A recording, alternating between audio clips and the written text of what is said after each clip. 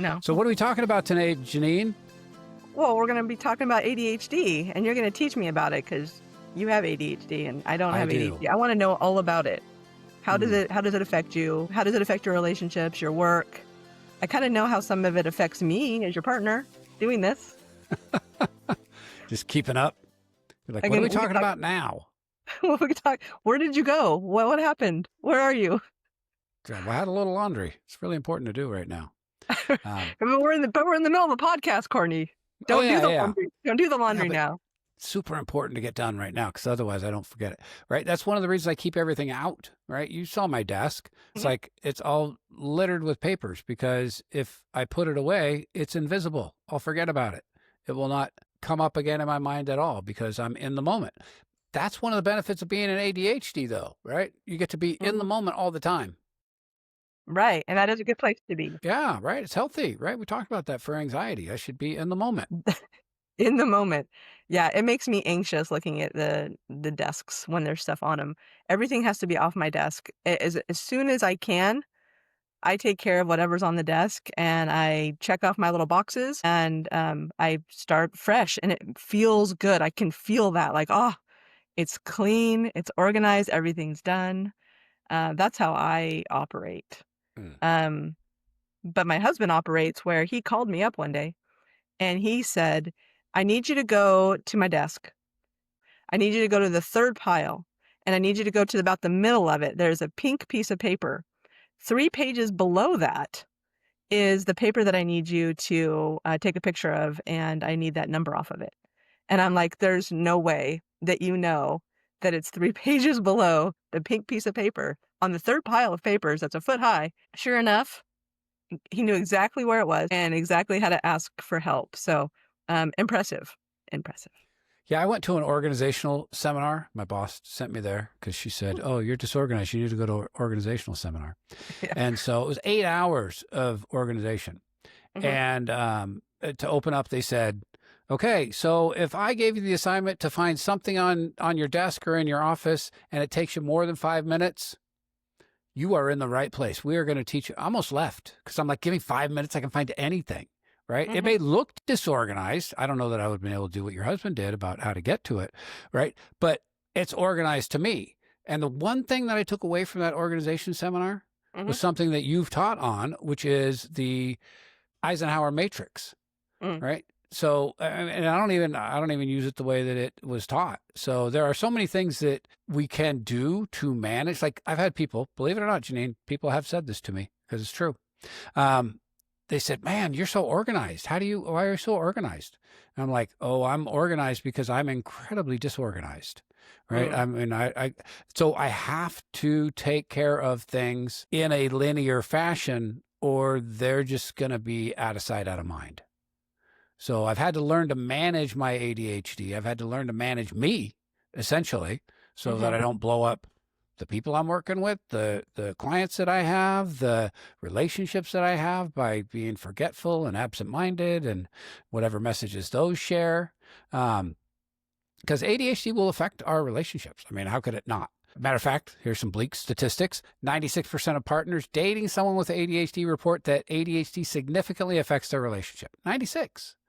So if you have a partner who's ADHD, of course, you could be undiagnosed ADHD, right? So you may not know that insight. And hopefully through our conversation today, you'll pick up and go, all right, I may even be attention deficit. It may not be disorder, right? But I've got attention problems, right? So I'm sure it's on a scale or a spectrum there that it could be a little bit, but not quite all the way to the diagnostic level. But that doesn't mean you can't learn ways to manage it. Another bleak relationship statistic is 92% of partners feel they have to compensate for their partner with ADHD, which often causes people like me to feel like a burden to other people. It's like, if I didn't remind you, you would, right? You'd forget it.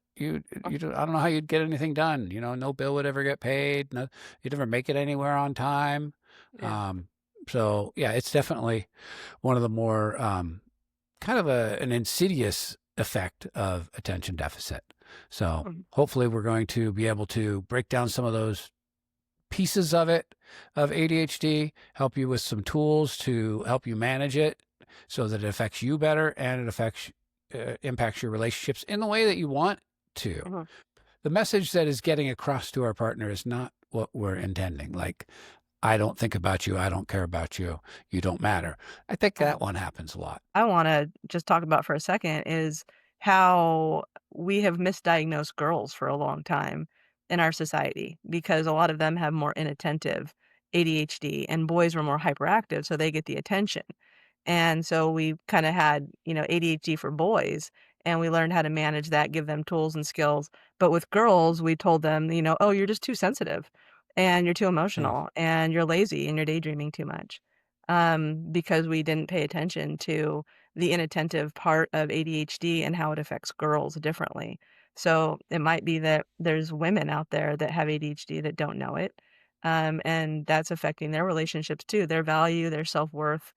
It's affected both, men and women, but it's affected them differently, and I think we're just now starting to understand how much it's affected girls. Yeah, because they're not bouncing off the wall. They're not getting sent to the principal's office. They're not putting their hands all over everybody else. They're just quietly staring out the window, looking at butterflies. Mhm.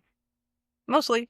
Yeah, I mean, statistically, that's true. It's not the case with every single boy and girl. So, so one of the things that I found interesting, even in, as much as I've worked with ADHD and been diagnosed myself with ADHD, is the way that they put it here in the research is ADHD brains are interest based, not importance based. And I thought that was very telling because I could be, vacuuming the house and then I bump into a table and I go, that table's a little loose. And so I flip it over and I, tighten it. Oh, another bolt to tighten that down. And so I go out in the garage and I get that and I tighten it, and then I stand it up and I go, wow, I wonder if I did that to the other table. And I go into another, and my wife comes home and goes, did you finish vacuuming? I'm like, oh yeah, I was vacuuming. Or I wondered what, right? So so it may not be the most important thing was getting the vacuuming done, but it's like, well, I know my wife can't tighten the legs on the table, so I could take that. And I like fixing things. I like, making things more solid, right? But it's like, she's like, that doesn't need to be done right now. That one's just like way down on the list. And I'm like, well, I like that one. So I want to work on that one. That's So fair. interest based, not importance based.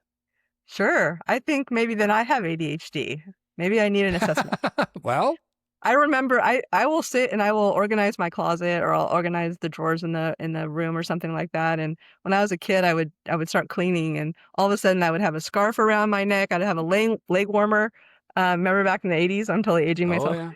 yeah. Like, leg warmers on my arms, right? And then I would, like, have look at all the pictures, and I would lay them all out, and so I 2 hours later, I was supposed to have cleaned my room, but really what I had done is just played with the Yeah, you stuff. followed your interests. Interest. Yep. Right. It's important Interesting. to get your room clean, but I'm more interested in playing dress up. Mhm. Yeah, that's Yeah. fair. Oh, well, you know what? ADHD people, they're just not motivated. They just, you know what? If they really wanted to do it, they could get it done. Yeah, I think that's tough. A lot of people will say that, and then people feel rejected or they feel inadequate or kinda worthless, right? Because really what it is it's a matter of our brains and how they function. It's not a motivational issue, it's a regulation issue. It's about, Yeah. our brains and our bodies being dysregulated. And in that way, it is like anxiety. It affects your body, so you have to learn to regulate, and be in the here and now moment. So it's really about your brain. And we can heal it, right? We have neuroplastic brains. So once we know and we have that label of ADHD, it's not to take the label and say, I'm ADHD and that's just how it is. It's I'm ADHD, my brain works differently. How can I heal that part that's not functioning well for me? And how can I use the other part, which is kind of the superpower part that you ADHD people have? Because some of it is a superpower, and it's pretty cool. So when I talk to parents, and we're kind of thinking that there might be some ADHD in their child, the first response I always get is, well, I don't just want to put them on medication. Right. And like, well, that's not the only treatment. Matter of fact, it's never the only treatment. right? And the goal is not to just drug kids up so that they're zombies. And, certainly we've all had, people heard bad stories about those type of situations. But what I reassure the parents is like, look, get the diagnosis, right? Or I'll give you the diagnosis. I can do that, right?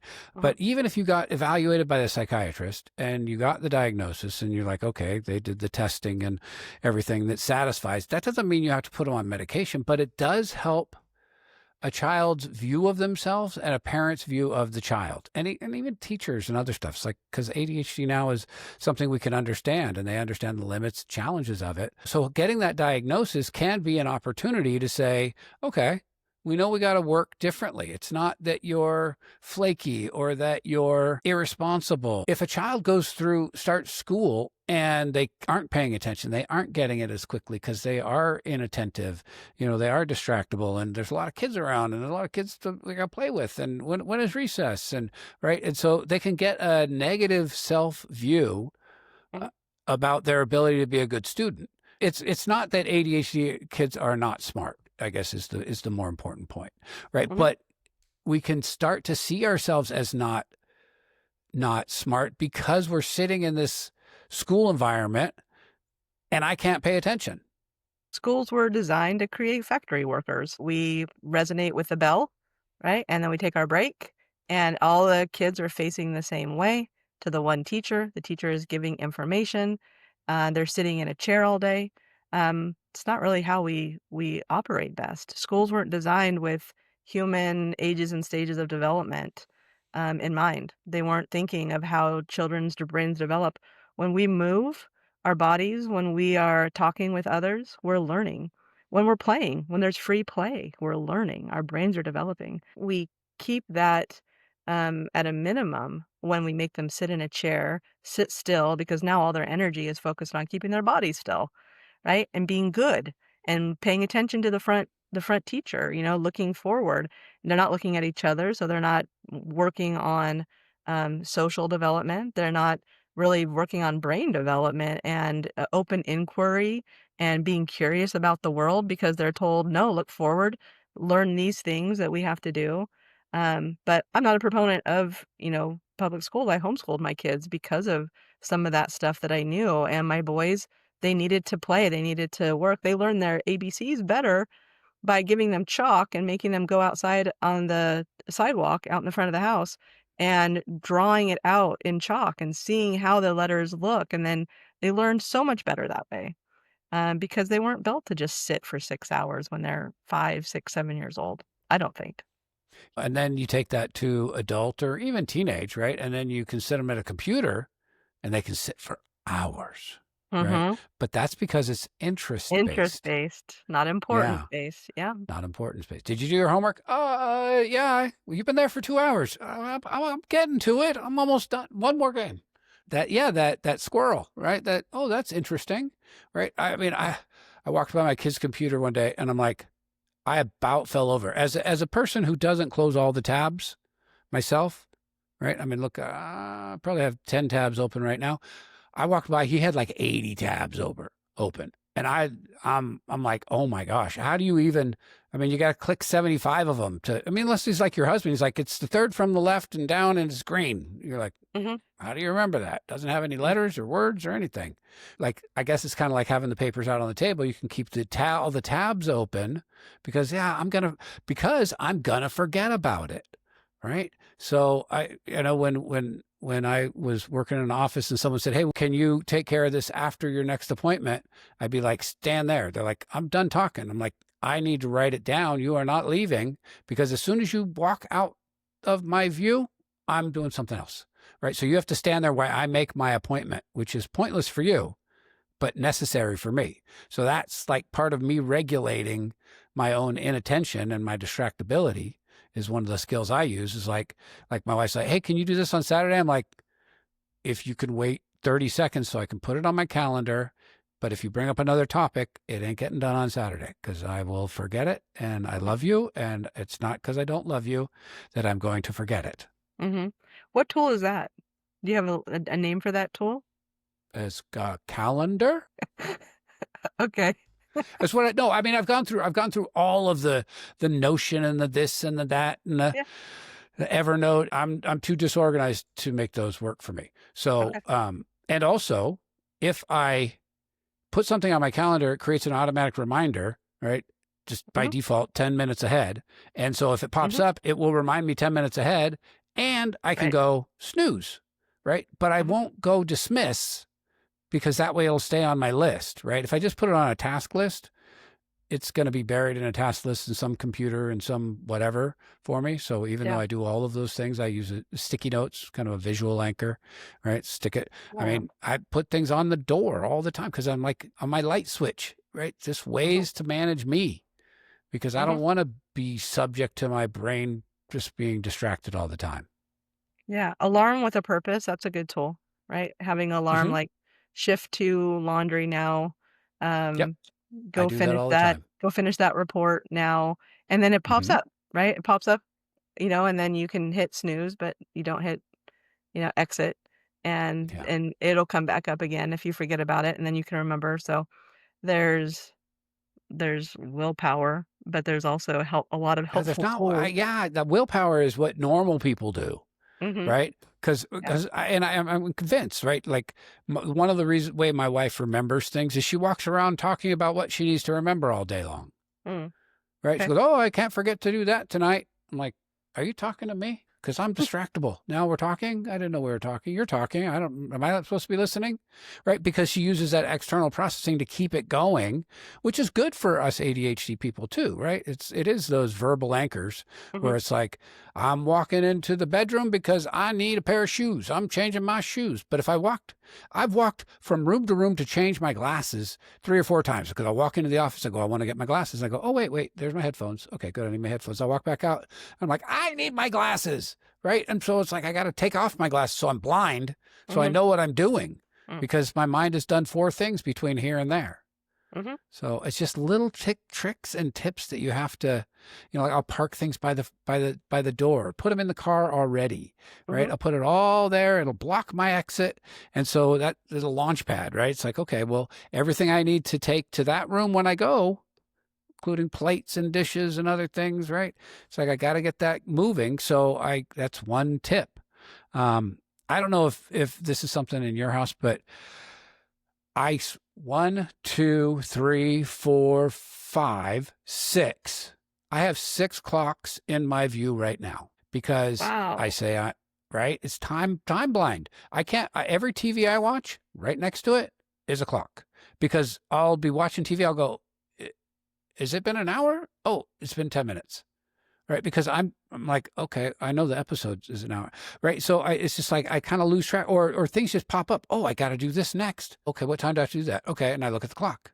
Mhm. Oh, it's only been a couple minutes, right? Maybe it's again being in the moment is that I don't have the conception of the time passing, right? And another Mhm. thing I do as an ADHD person with time blindness, I go, oh, that'll take me about half an hour. My wife's like, that's going to take you an Mhm. hour and a half. I'm like, will it?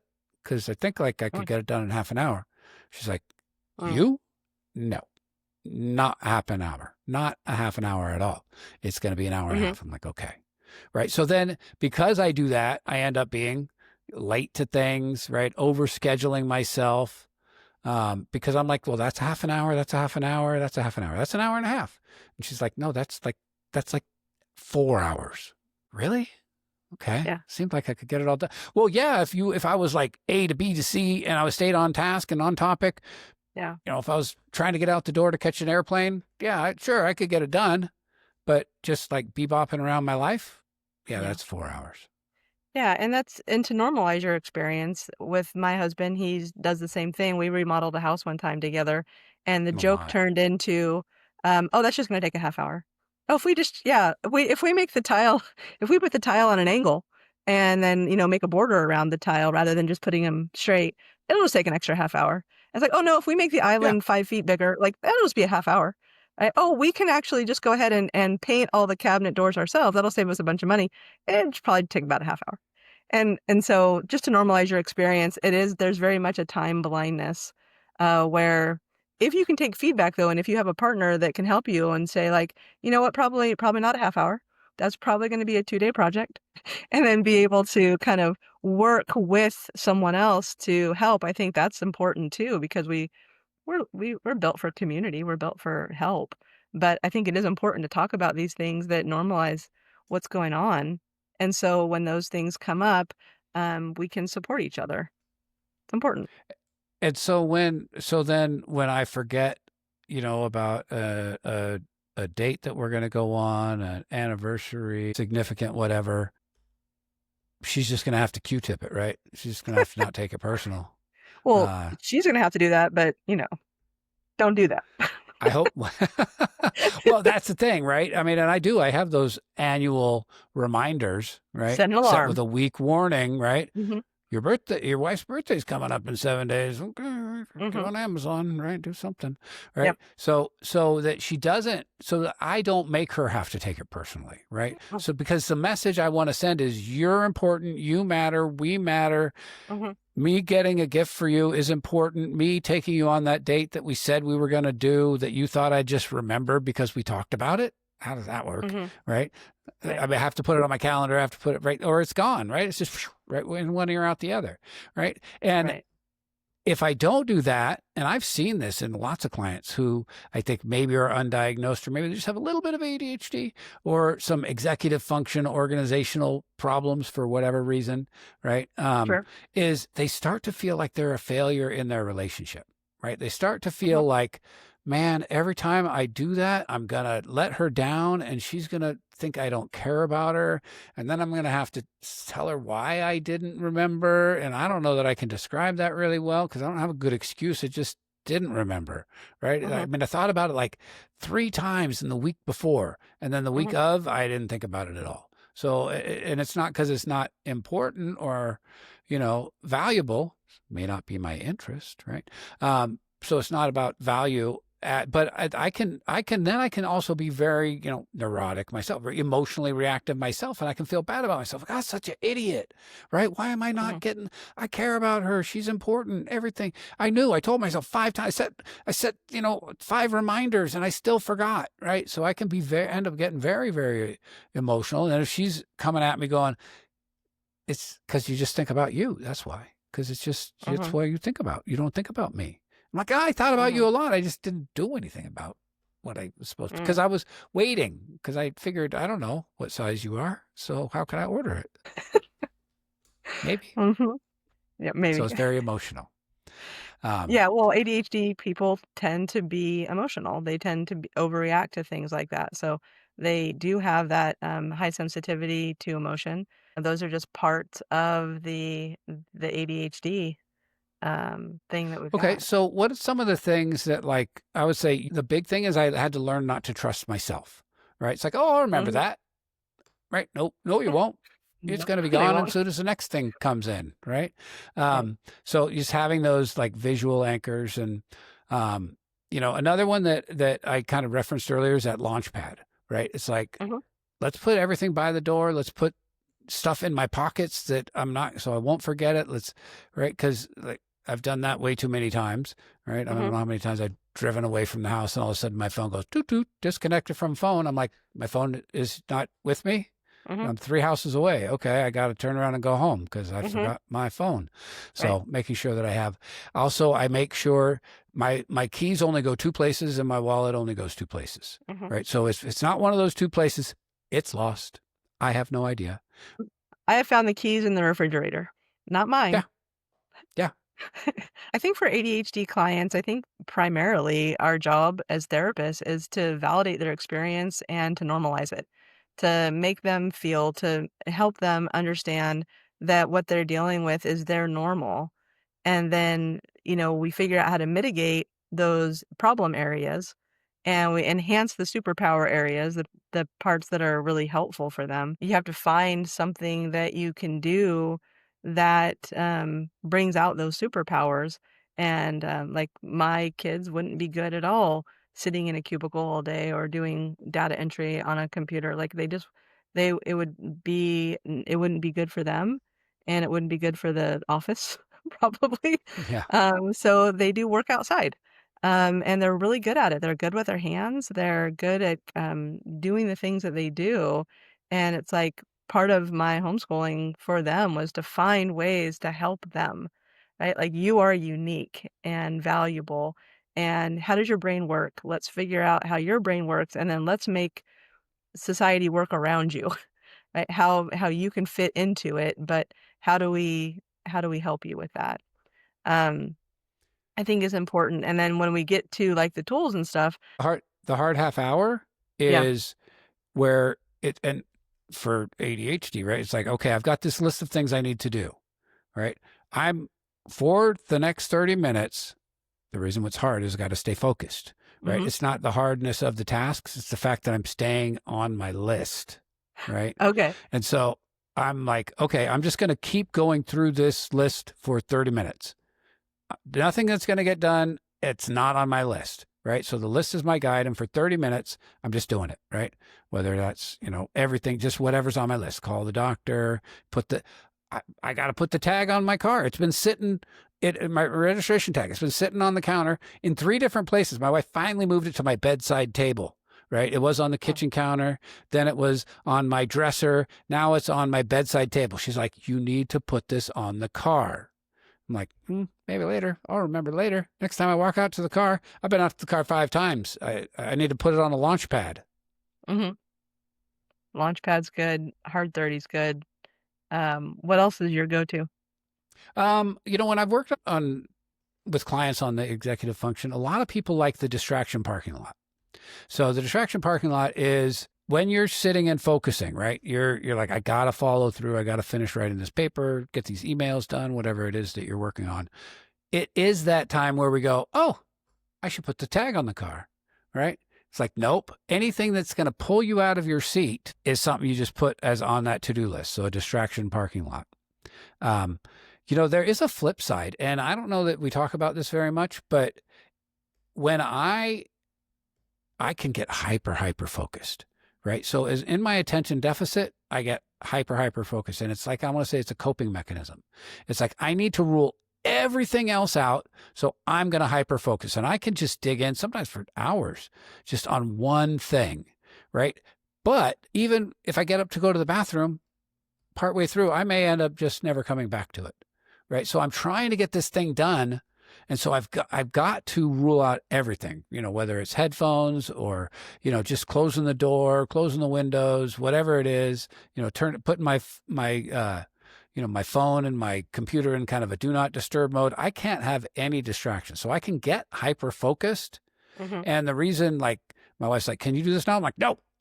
She's like, why not? It's not a time to thing. I'm like, because if I stop working on this, I'm never going to come back. That's my fear. Never going to come back, Hmm. right? Because it'll just go out of sight, out of mind. So I can go from super inattentive to random to 100%. I mean, that's kind of how it works in therapy, right? I mean, I'm not have any other distractions. So I'm Hmm. not like looking out the window at squirrels when I'm in therapy, because I can hyper focus on exactly what's going on, and I don't bounce up to do laundry or feel like I got to go somewhere else. There's a flip side from not only the inattentive, but also there's this counter hyper focused element too. And that's probably part of the time blindness too. You get focused on it. You're interested in it. So you can do it for 4 hours and not to go to the bathroom, not take a drink of water, Yep. not do anything else. So yeah, that can be good and bad. Mm-hmm. Yeah. It's bad if you're going to meet me for lunch, because you're like, well, where'd it go? Right. Like a lot of times I'll get 80% done. Right. And as soon as I can see the Mhm. finish line, I go, all right, I can take a break. And then I don't come back and finish it until it's like the last minute. And then I go, okay, well, I can do it now. It's not self-care. It's not good. It's not what I would recommend. I just say that's how it works for me sometimes. Okay, I have a question for you. So with Mm. my ADHD clients, I will tell them, I will say, hey, the more projects you get done, the more tools that you use and find ways to get projects done, the more satisfied you feel, right? You feel better about yourself. You build self-worth by getting things done. So the more things you will get done. Um, does that work for you? Well, yeah. I mean, I think what you're talking about is kind of like the dopamine brain rewards progress towards a goal, right? Or completion Hmm. of a task, right? Yeah. I mean, I Right. agree. Like if I have something to do and I've got a task list of a whole bunch of things, Hmm. and I do something that's not on the task list, I'll write it down and then cross it off immediately. Like, I did it. Right. Because there is that satisfaction of, yeah, I got it done. Right. And that's what Right. that hard 30 is about. is about Yeah. like, I'm going to get some things done, right? Because how many times do I sit there and go, started that, thought, and then I went over there, and but then I went to the kitchen, and then I started that, and then, oh yeah, I was going to fold the laundry, right? It's like, does anything actually get done? Mhm. Right. So yeah, if I have that list and I do follow through, it will become reinforcing, but I have to also, and here's the trick, I have a paper list. I've done digital lists and all those other organizational things. Mhm. I put them on my home screen. It's like, oh yeah, there's my tasks.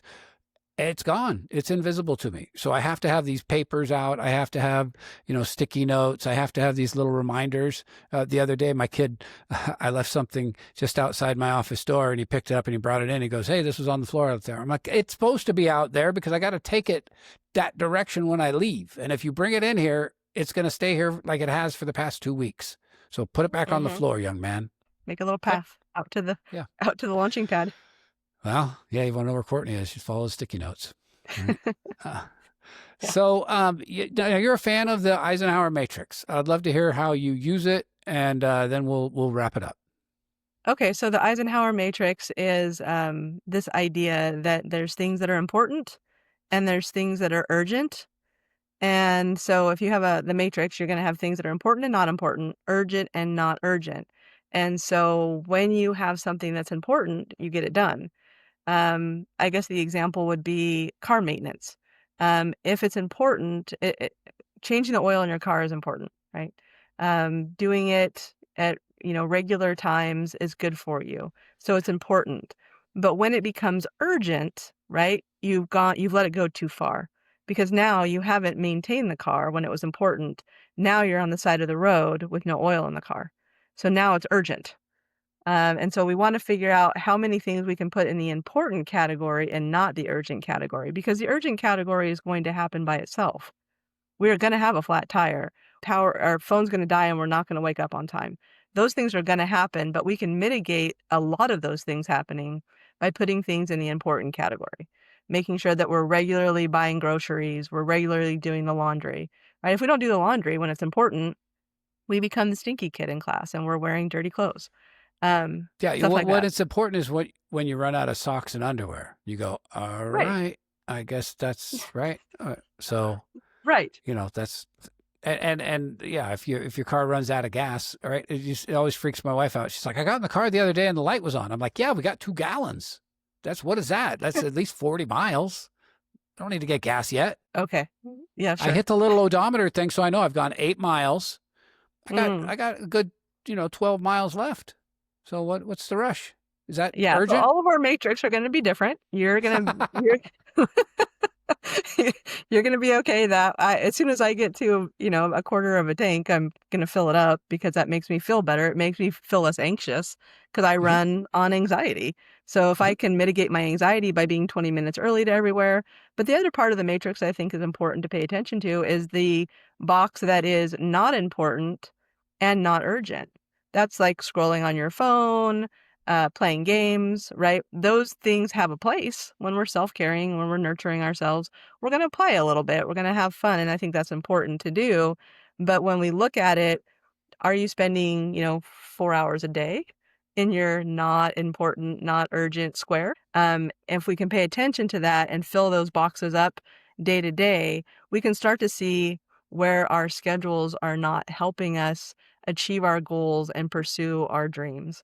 I think because that's important for all of us, whether we have ADHD or not. Are we chasing after our goals and dreams? Are we doing the things that bring us meaning and satisfaction in life?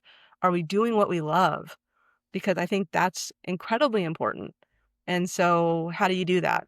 The Eisenhower metrics, I think is a really helpful tool for that. Yeah, I can tell you one thing as an ADHD person, I'm always doing what I love because apparently it's interest driven, not priority driven, right? At the end of the day, if you're doing too much of that, then you hurt your relationships and you hurt the the dopamine rush that you get when you actually achieve something that you want to do. One of the reasons that I don't use it formally, I use the Eisenhower matrix. I take out the Eisenhower, right? So it's Mhm. just like, it's a quadrant. right? So I have 4 different task lists with different headings that have nothing to do with those titles because those are a lot of decisions to make, right? It's like important, urgent. I don't know. It's just if you make me wait too long to write it down because I have to decide which quadrant it goes in, it's gone. It's out of my head. My whole goal is to get it out of my head onto the paper so I don't forget it. But if I Mhm, don't write it down in one of those quadrants, it's not going to get done. Right. So I think it is very important that I've learned to manage me. Right. It's like, because I don't like, you're right. I don't like forgetting about the important things. That lunch that I said I go to, if I don't put it in my calendar, it's gone. That thing that I said I do for my wife before she come home, mhm. I got to put it somewhere on my calendar. And so, because it's going to remind me at the right time, or I use my digital assistant, right? She can remind me if I give her a time, if I give her a reminder with a title, right, that tells me, oh, that alarm, that's for the laundry, right? It's like, oh, okay, forgot about why I even set that alarm, right? Mhm. Um, and so I also encourage people to have a non-adversarial relationship with their calendar, right? Because oftentimes people look at their calendar and they go, oh man, I got so much on my calendar.